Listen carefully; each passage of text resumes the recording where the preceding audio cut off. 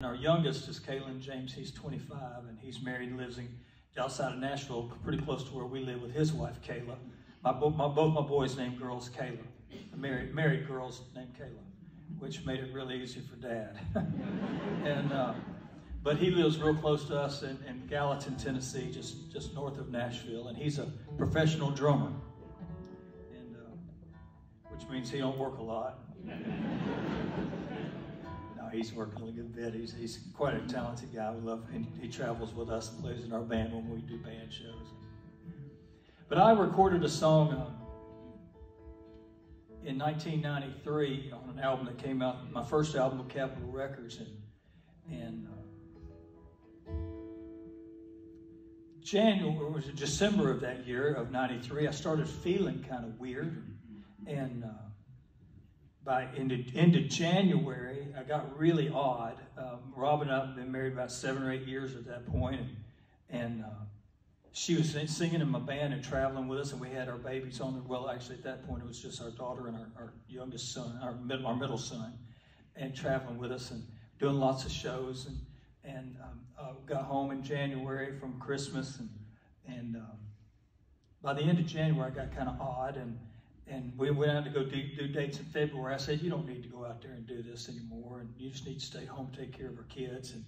And it got kind of weird, and I stopped eating, and she was pregnant with our third child, Kaylin.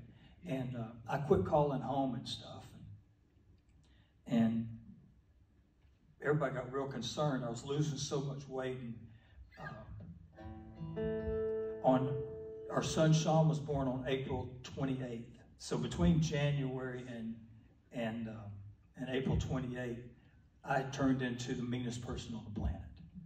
And Robin, she went through the last trimester of that pregnancy without me around. I was traveling and calling home seldom to check on her, if ever. And meanwhile, I had a song that was screaming up the charts, on the country radio charts. And everybody thought I was just getting really too big for my britches, and band was on the bus looking for the drugs they thought I had to be taking, because nobody loses that much weight that fast. And Robin got a hold of me on the morning of the 28th of April, and she said, Sean's going to be born today, and it looks like, and my response was, well, let me know how it goes. Like I said, meanest guy on the planet. A few minutes later, my road manager got a phone call from my mother-in-law, Carol. And when Carol, she's like E.F. Hutton. When she talks, people listen. And she said, I don't care what he's up to, what's going on with him. You get him home today. And he got me on a plane to Atlanta. I don't remember it. And I got in a rental car or something. I don't remember it. I drove to Athens. I don't remember it. I did get to the hospital. I remember some of that. And I walked in to see Robin, and she didn't recognize me. I'd lost, like, I don't know, 40, 55 pounds, something like that.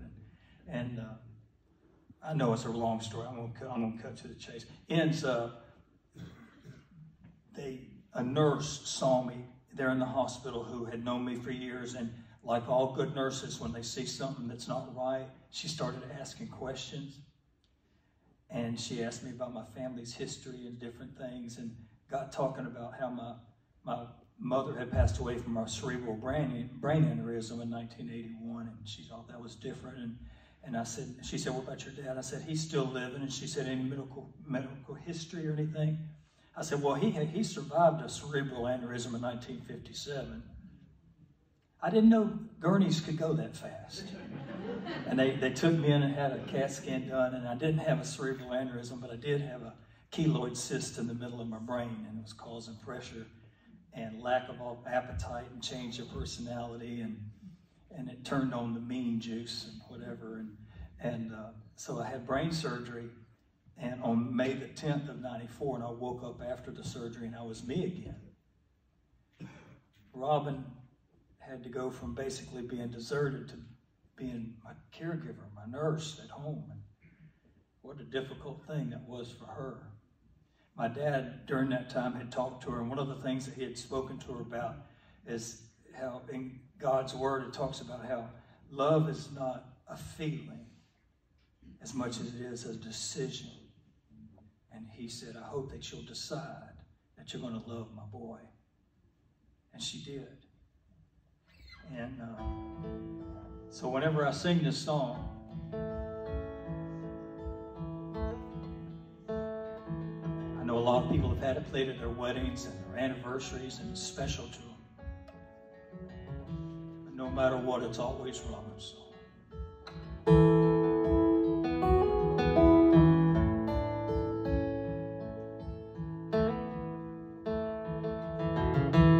I've seen the 7 wonders of the world.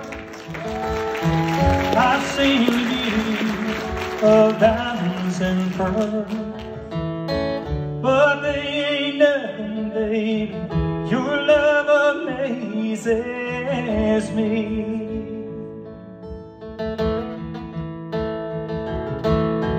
I've seen a sunset that could make you cry, colors of a rainbow reaching across the sky, the moon in all its phases, but your love amazes me.